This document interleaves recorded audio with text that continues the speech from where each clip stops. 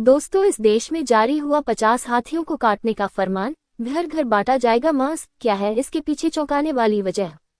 एक देश में 50 हाथियों को मारने का फरमान जारी किया गया है। इस हाथियों को मारने के साथ मांस को स्थानीय लोगों में वितरित भी किया जाएगा। इस चौंकाने वाले फैसले के पीछे वजह क्या है, जान लीजिए। जंगली जानवरों के संरक्षण के लिए जहां कई देशों ने मुहिम छेड़ी हुई है, तो वहीं एक देश ऐसा भी है जहां एक साथ 50 हाथियों को काटने का फरमान जारी हो गया। न सिर्फ इन हाथियों को काटा जाएगा, बल्कि इसके साथ ही घर घर मांस भी बटेगा। इसके बीच वजह क्या है, आइए आपको बताते हैं। इस देश का नाम है अफ्रीकी देश जिम्बाब्वे, जहां हाथियों को काटने और इनका मांस स्थानीय समुदाय में वितरित करने का फैसला लिया गया है। इसके अलावा हाथियों के दांत को सरकार को सौंपा जाएगा।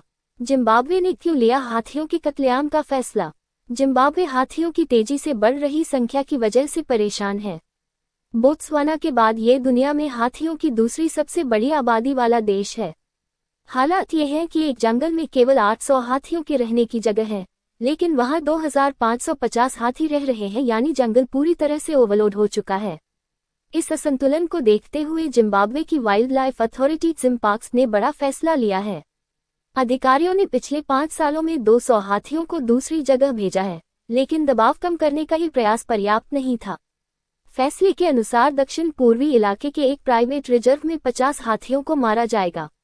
यही नहीं, इनका मांस स्थानीय लोगों में भी बांटा जाएगा, जिससे न सिर्फ आबादी पर नियंत्रण हो, बल्कि भूखे लोगों को भोजन भी मिल सके।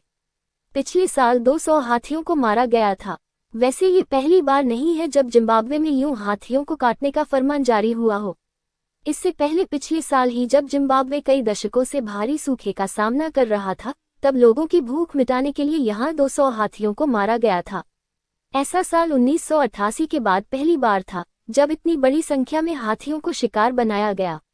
जिम्बाब्वे में 50 हाथियों के कत्लेआम के अलावा उनके दांत सरकार को सौंप जाएंगे। दरअसल दुनिया भर में हाथी दांत के व्यापार पर बैन लगा हुआ है, जिसके चलते जिम्बाब्वे को इसे बेचने की इजाजत नहीं है। पेटा की चुप्पी पर भी उठ रहे सवाल। सोशल मीडिया पर जिम्बाब्वे के इस फैसले को लेकर तीखी बहस छिड़ गई है।